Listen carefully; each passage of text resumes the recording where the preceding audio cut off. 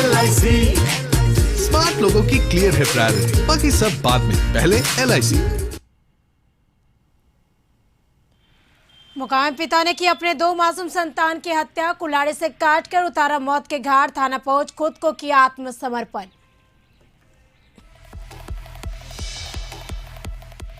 All India chemist union ने सरकार को दी धमकी, दवा दुकानदारों को कोरोना योद्धा घोषित करने की मांग।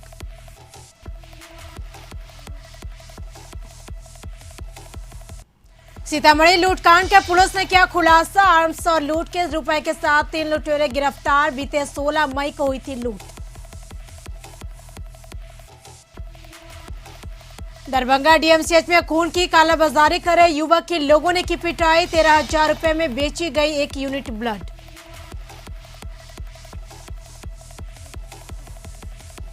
बिहार में बीते 24 घंटे में कोरोना के 5,871 नए केस, वहीं झारखंड में 2,056 नए कोरोना पॉजिटिव मरीज मिले। भारत के पूर्व प्रधानमंत्री राजीव गांधी की पुण्यतिथि, पटना के सदाकत आश्रम में समारोह का आयोजन, नेताओं ने प्रतिमा पर किया माल्यार्पण। नमस्कार, आप देख रहे हैं कशिश न्यूज, आपके साथ मैं हूं करिश्मा। खबरों की करेंगे शुरुआत। सबसे पहले बात करेंगे कोरोना की, तो बिहार में सरकार की ओर से जारी ताजा आंकड़े के मुताबिक पिछले 24 घंटे में कोरोना के 5,871 नए पॉजिटिव मरीज मिले। वहीं पटना में सबसे ज्यादा 1,281 नए केस मिले हैं। वहीं बिहार में एक्टिव केसों की संख्या 54,406 पर पहुंच गई है। तो बिहार में धीरे धीरे कोरोना का ग्राफ गिरता जा रहा, लेकिन हालांकि बात की जाए तो शहरी क्षेत्रों में कोरोना का ग्राफ गिर रहा, लेकिन ग्रामीण क्षेत्रों की बात की जाए तो ग्रामीण क्षेत्रों में कोरोना धीरे धीरे बढ़ते जा रहे हैं। वहीं बता दें पिछले 24 घंटे में कोरोना के 5,800 कुछ मामले सामने आए हैं कोरोना के।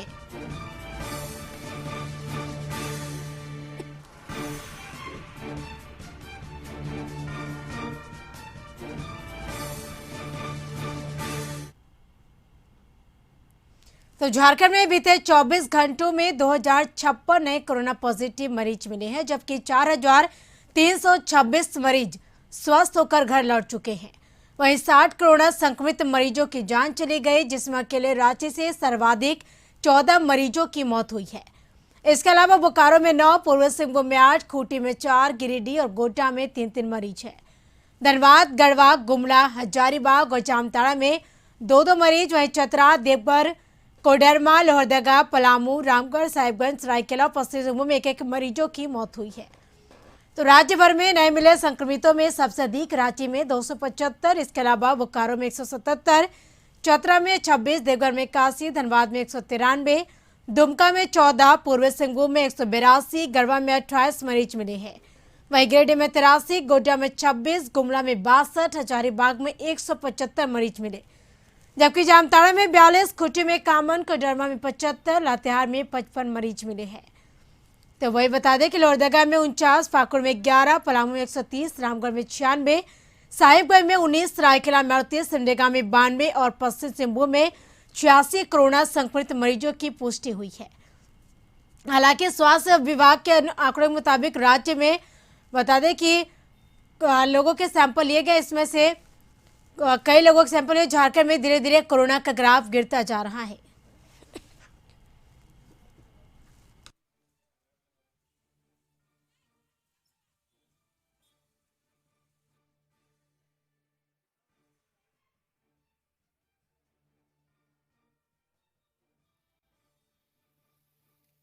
जानकारी के लिए रांची से हमारे संवाददाता संदीप जुड़ चुके हैं हमारे साथ चैट पे। संदीप, झारखंड में अगर बात की जाए बीते 24 घंटों की, तो कोरोना के कितने मामले सामने आए, फिलहाल क्या हालात देखने जा रहे हैं कोरोना के? जी, विगत एक सप्ताह की बात करें तो कहीं ना कहीं लगातार झारखंड में जो कोरोना का संक्रमण है वह लगातार घट रहा है। और पिछले 24 घंटा की बात करें तो झारखंड में मात्र 2100 के करीब कोरोना संक्रमित मरीज मिले हैं। वहीं 60 लोगों की मौत कोरोना से हुई है। हालांकि जिस तरह से रांची सबसे अधिक संक्रमित मरीज मिल रहे थे शुरू से ही, पर रांची का भी अब आंकड़ा कम होता जा रहा है और लगभग 200 के करीब संक्रमित मरीज रांची में मिले हैं। और जो मृत्यु दर है उसमें भी कहीं ना कहीं अब घटोतरी हो रही है। आखिर संक्रमण और जो मृत्यु दर है दोनों में संख्याएं घट रही है, या झारखंड के लिए एक अच्छी बात है, क्योंकि जिस तरह से राज्य में सरकार की ओर से मिनी लॉकडाउन लगाया गया है, जिसे राज्य में स्वास्थ्य सुरक्षा सप्ताह का रूप दिया गया है, जिसके अंतर्गत कई तरह की बाइंडिंग है। बिना परमिशन के लोग सड़कों पे नहीं निकल सकते हैं। 2 बजे के बाद सभी तरह की जो दुकानें हैं, चाहे वह सब्जी का दुकान हो, सारे चीज बंद हो जाते हैं। आपको दिखलाना चाहेंगे इस वक्त जो रांची की सड़कों का नजारा है। आप देख सकते हैं पहले की तुलना में जो संख्या है लोगों का वह कम हो चला है। पुलिस लगातार पेट्रोलिंग भी कर रही है हर एक चौक चौराहों में कि बिना काम के कोई भी बाहर ना निकले, और अमूमन जो सड़कें पूरी तरह से भरी रहती थी वह सड़कें आप देख सकते हैं लगभग छिटपुट लोग ही सड़कों पे निकल रहे हैं। तो कहीं ना कहीं लोग भी अब जागरूक हो रहे हैं इस संक्रमण को लेके, और जो गाइडलाइन सरकार के द्वारा जारी किया गया है उसका समुचित पालन कर रहे हैं। यही वजह है कि जो संक्रमण है या फिर जो मृत्यु का आंकड़ा है उसमें कहीं ना कहीं संख्या कमी होती नजर आ रही है। और जिस तरह से जो लोग भी निकल रहे हैं तो वे जिला प्रशासन से ई पास बनवा के ही निकलते हैं बाहर, ताकि वे अपने जो जरूरत के काम है उसे पूरा कर सके। जी बिल्कुल। तो जिस तरह से झारखंड में लॉकडाउन ने कोरोना को डाउन करना शुरू कर दिया, तो झारखंड में धीरे धीरे कोरोना का ग्राफ गिरता जा रहा है। फिलहाल तमाम जानकारी के लिए शुक्रिया संदीप। बढ़ेंगे अगली खबर की ओर। भारत के पूर्व प्रधानमंत्री राजीव गांधी की पुण्यतिथि के अवसर पर कांग्रेस प्रदेश कार्यालय सदाकत आश्रम में पुण्यतिथि समारोह का आयोजन किया गया। इस मौके पर पार्टी के अध्यक्ष मदन मोहन झा, सांसद अखिलेश सिंह समेत पार्टी के अन्य नेताओं ने राजीव गांधी के प्रतिमा पर माल्यार्पण किया और उन्हें नमन किया। इस मौके पर कांग्रेस पार्टी द्वारा गरीब असहाय लोगों के बीच कोरोना संक्रमण से बचाव को लेकर मास्क, सैनिटाइजर और खाने पीने के सामान को भी वितरण किया गया।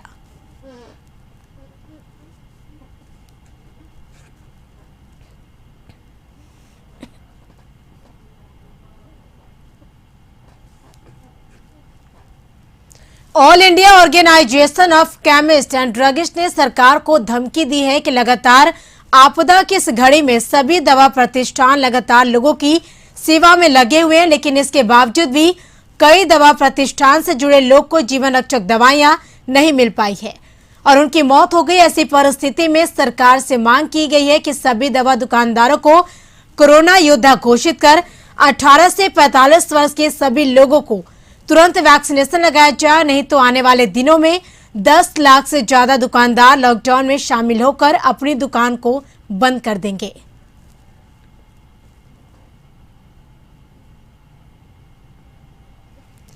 अधिक जानकारी के लिए पटना से हमारे संवाददाता मरगूब आलम जुड़ चुके हैं हमारे साथ। रहे मरगूब, जानना चाहेंगे कि इन मांगों को लेकर ऑल इंडिया ऑर्गेनाइजेशन यूनियन ने सरकार को धमकी दी है, क्या कुछ कहना है इनका?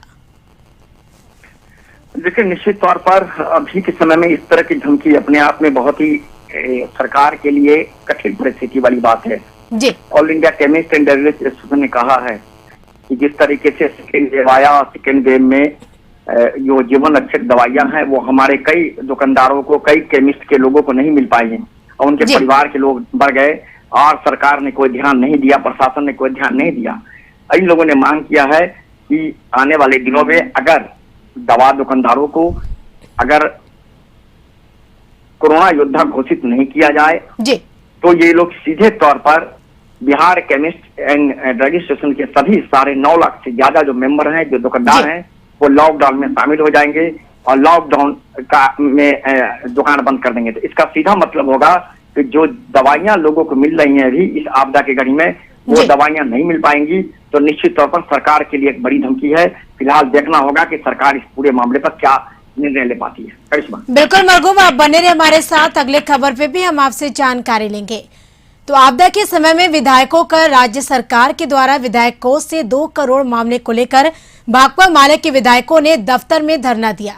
उनका कहना है कि विधायकों का पैसा मनमाने ढंग से सरकार ले रही और उनके विधानसभा क्षेत्र में उस पर कोई काम नहीं हो रहा। इनकी मांग है कि 50% उसका खर्च विधायक के विधानसभा क्षेत्र में हो और 50% संपूर्ण बिहार में हो। इन्हीं मांगों को लेकर भाकपा माले के विधायक धरने पर बैठ गए हैं।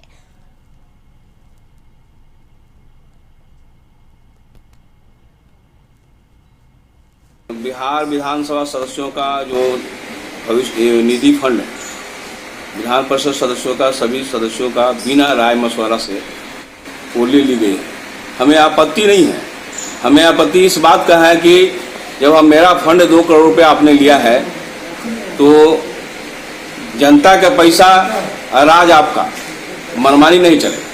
इसमें राज तो रहना है। जनता के हम प्रतिनिधि हैं, विधायक हैं, उनके विकास का प्रहरी हम हैं, तो हमसे तो राय लेना चाहिए। तो हमारी मांग ये है कि तमाम विधायकों का जो फंड लिया गया है उसमें 50% उनके कार्यक्षेत्र निर्वाचन क्षेत्र में खर्च किया जाए।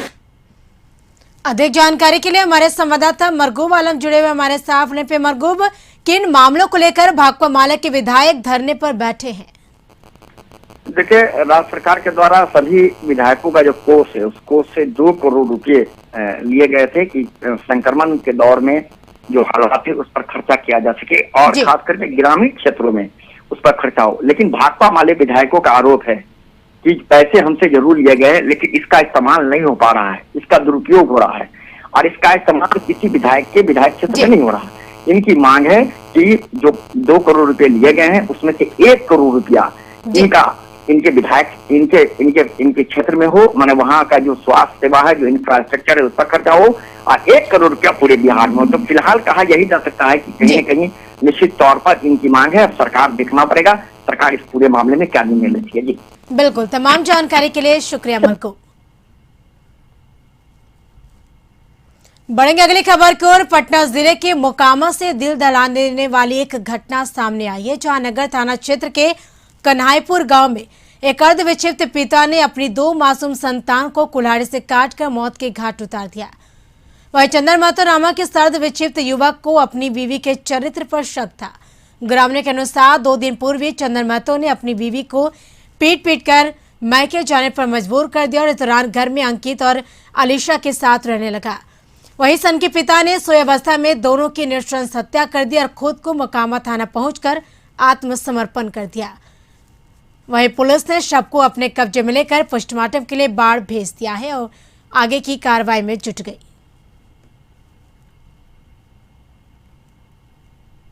चंदन महतो अपने दोनों बच्चा को कुल्हाड़ी से काट दिया है, कत्ता से काट रहा है। विवाद चल रहा था अपना पारिवारिक, इसमें पंचायती भी हुआ था। कुछ दिन पहले पति पत्नी में विवाद हुआ, पत्नी को मारपीट के भगा दिया है और आज रात में। दरभंगा से खबर। सरकार के लाख सख्ती के बावजूद खून की कालाबाजारी का खेल थमने का नाम नहीं ले रहा। ताजा मामला उत्तर बिहार के सबसे बड़े अस्पताल डीएमसीएच का है, जहां खून के सौदागर ने 13,000 रुपए में 1 यूनिट ब्लड देने का सौदा किया। लेकिन जब तक खून के सौदागर अपने मंसूबे में कामयाब हो पाता तब तक वहां पर मौजूद लोगों को शक हो गया और मौजूद लोगों ने खून के कारोबारी को पकड़कर धुनाई की, जिसके बाद उसने अपना जुर्म कबूल किया। दरअसल खून की कालाबाजारी में पकड़े गए युवक की पहचान शिव कुमार कामत के रूप में हुई है, जो एक स्वास्थ्य संस्था के लिए काम करता है और उसके गले उससे जुड़ी पहचान पत्र भी था। बताया जा रहा है कि एक मरीज को तत्काल बी पॉजिटिव यानी खून के, तो बता दें कि बी नेगेटिव खून के 1 यूनिट की जरूरत थी। ऐसे में परिजन ने किसी की मदद से शिव कुमार से संपर्क किया और शिव कुमार ने 13,000 रुपए में 1 यूनिट खून व्यवस्था कर देने की बात कही। लेकिन सौदा तय होते ही शिव कुमार दरभंगा डीएमसीएच अस्पताल के ब्लड बैंक पहुंच गया। इससे पहले कि वह ब्लड पैसे लेकर जरूरतमंद परिवार को देता, तभी एक समाज सेवी संस्था ब्लड बैंक में रक्तदान देने पहुंचे थे। कुछ लोगों की नजर शिव कुमार पर पड़ी तो शव कोने पर उनसे पूछताछ की गई तो पूरी बात सामने आई।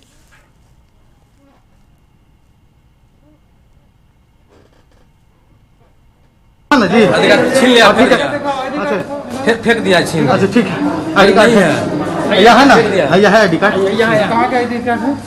देखिए शिव कुमार कामत नाम है, घर कहाँ है? काहे ब्लड का ये चोरी का गलती से कर दी। क्या पैसा कमी था? नहीं गलती। काहे करते थे? इससे पहले भी करते हो? गलती हमेशा करते हो? नहीं।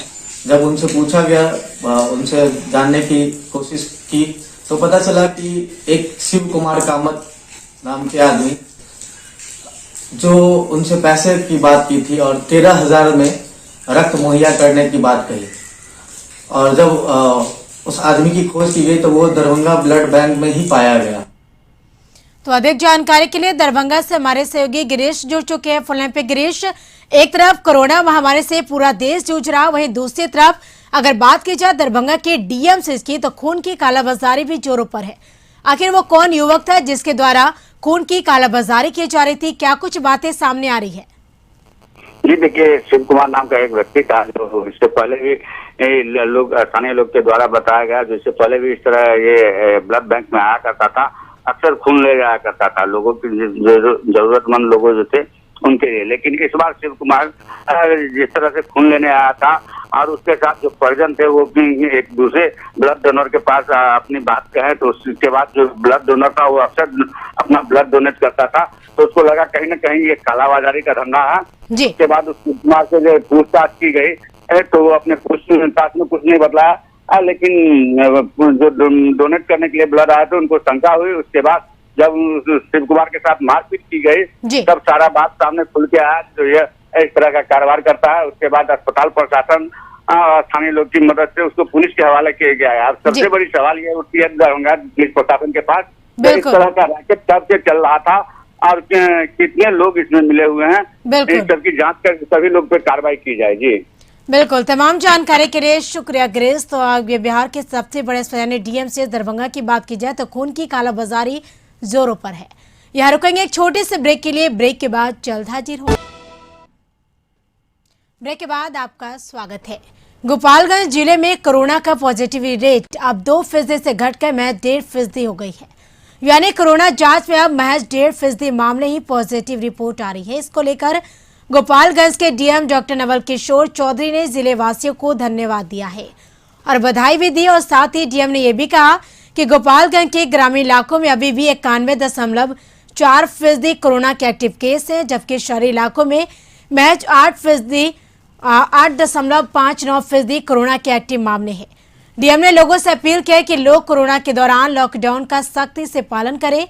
ग्रामीण इलाकों में अभी भी ध्यान देने की जरूरत है। इसको लेकर लोग घरों से बाहर ना निकले और सरकार के गाइडलाइन का पालन करें।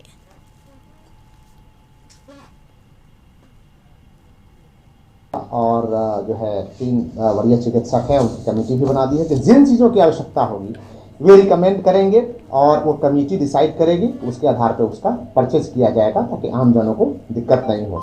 सरकार का स्पष्ट निर्देश है कि जितने भी कोविड के मरीज हैं उनका इलाज मुफ्त में किया जाएगा। इसके लिए कमेटी जो रिकमेंडेशन करेगी हम लोग उसको मानेंगे, उसके हिसाब से हम लोग इलाज कराएंगे। और जो डीसीएचसी पे हमारे जितने भी मरीज हैं उनका जांच कराने का भी निर्देश पूर्व में भी दिया गया है और मैं दोहराना चाह रहा हूं, लगभग सारी जांच हमारे यहाँ। बक्सर से खबर, कोलकाता में प्राइवेट नौकरी करने वाले 30 वर्षीय युवक का अपहरण हो गया। परिजनों ने लिखित शिकायत थाने में दर्ज कराई। वही सूचना पर डुमराव एसडीपीओ के सिंह तत्काल पहुंचकर मामले की जांच में जुटे हैं। वैज्ञानिक तरीके से जांच टीम गठित कर परिजनों समेत कई लोगों से जांच पड़ताल जारी है। चौकी थाना इलाके के जयपाल ठाकुर डेरा गांव की घटना बताई जा रही है।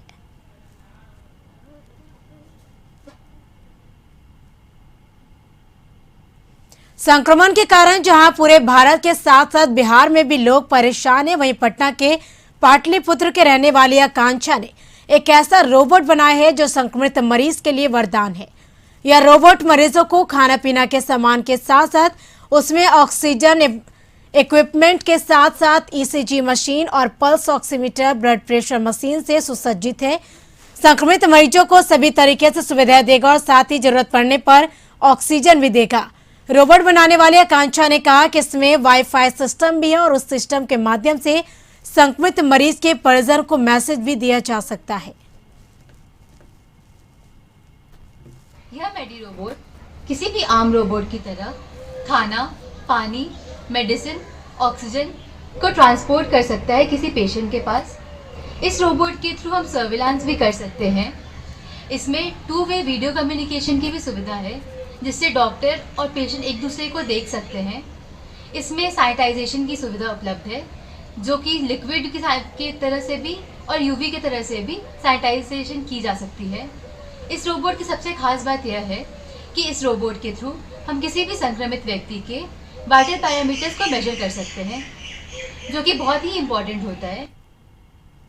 गया जिले में बालू माफियाओं के बढ़ते कदम पर लगाम लगाने में शायद प्रशासन का कोई असर नहीं हो रही है।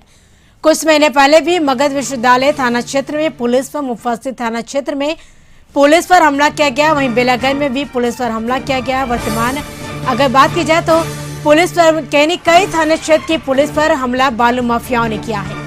लगातार पुलिस से हमले होने के बाद भी उन अपराधियों पर लगाम नहीं लग रही, जबकि कुछ महीने पहले ही कोसवा पहाड़ के पास खनन माफियाओं ने पुलिस जीप को ट्रक के नीचे कुचल दिया था, जिसमें 3 पुलिस कर्मियों की मौत हो गई थी। उसके बावजूद भी लगातार गोलीबारी की खबरें जिले के विभिन्न थाना क्षेत्र में पुलिस और माफियाओं के बीच होती रहती है। वहीं कांच पुलिस छापेमारी करने के लिए कुरमाम पंचायत के पूनिया बिगा और कमल बिगा खैरा गांव पहुंची तो पुलिस पर अपराधियों ने गोलीबारी कर दी और साथ ही गाड़ी पर ईंट पत्थरों से हमला कर दिया, जिसमें पुलिस की गाड़ी क्षतिग्रस्त हो गई और कई पुलिसकर्मी घायल हो गए।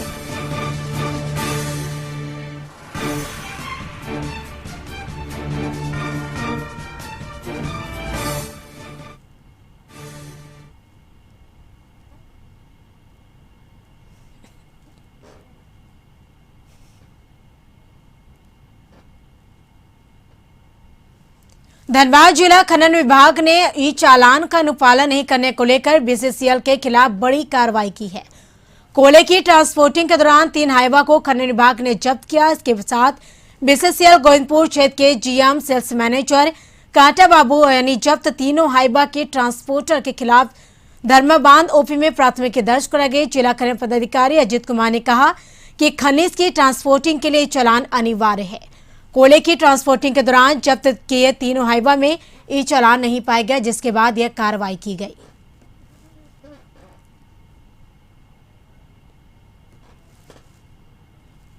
लेने के लिए कोयलेरी प्रबंधन को बार बार जो है हम लोग कई बार पत्र के माध्यम से कई बार मीटिंग करके हम लोग कोयलेरी प्रबंधन को बताते रहे, लेकिन सरकार का आदेश का अनुपालन उनके द्वारा नहीं किया गया, जिसके कारण जो है उनके विरुद्ध में एफआईआर दर्ज किया गया।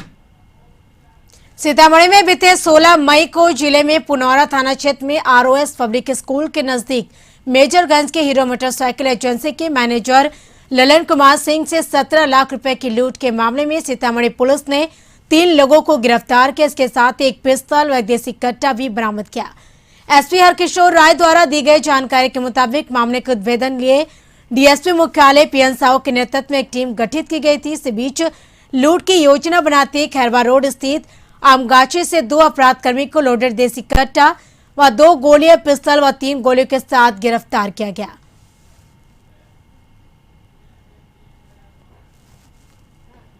इस घटना में शामिल 2 अपराधकर्मियों को दूसरे घटना की तैयारी करते हुए पुनौरा थाना क्षेत्र से गिरफ्तार किया गया। उनके पास से एक देसी पिस्टल और एक देसी कट्टा तथा 5 गोली बरामद किया गया। उन दोनों अपराधकर्मियों से पूछताछ के क्रम में मामले का पूरी तरह से खुलासा हुआ, जिसमें कि पता चला कि घटनास्थल पर 5 अपराधकर्मी शामिल थे। उनके अतिरिक्त 4 अन्य व्यक्ति थे जो कि लाइनर के तौर पर कार्य कर रहे थे और उनके नाम का भी सभी का खुलासा हुआ। इसके आधार पे एक अन्य व्यक्ति को भी गिरफ्तार किया गया, जिस लूट के पैसे में से कुछ हिस्सा दिया गया। सिमडेगा जिला पुलिस अपराध नियंत्रण की दिशा में बेहतर कार्य तो करती है, इसके साथ ही लॉकडाउन के दौरान लगातार सोशल पुलिसिंग का भी कार्य कर रही है। वहीं अब कोरोना काल में पुलिस कप्तान डॉक्टर शम्स तबरेज के निर्देश पर लोगों को जागरूक करने के लिए एक नवोन्मुख कोरोना की प्रयास शुरू किया गया, जिससे कि लोगों को खुद से रचे फिल्म गीत के तर्ज पर गाकर लोगों को जागरूक किया जा रहा है। विभिन्न चौक चौराहे सहित अल्बर्ट एक्का स्टेडियम के समीप लगे बाजार में भी सिमडेगा के साव्यच रवि के द्वारा स्वरचित गीत गाकर लोगों को कोविड-19 महामारी से बचने को लेकर जागरूक किया गया।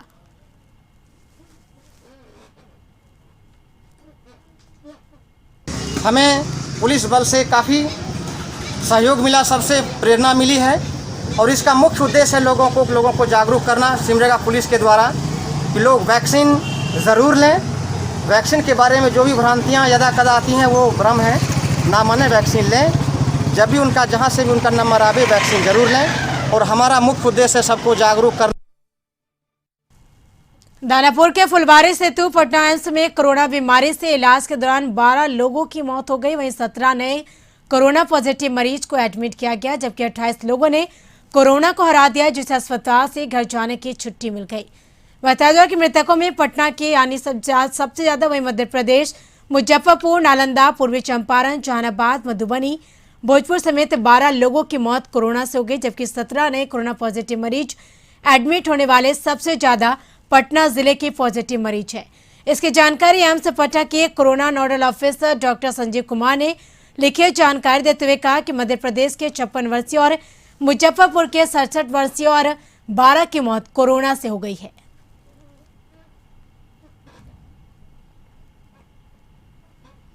इसके साथ खबरों में फिलहाल इतना ही। आप बने रहिए कशिश न्यूज के साथ।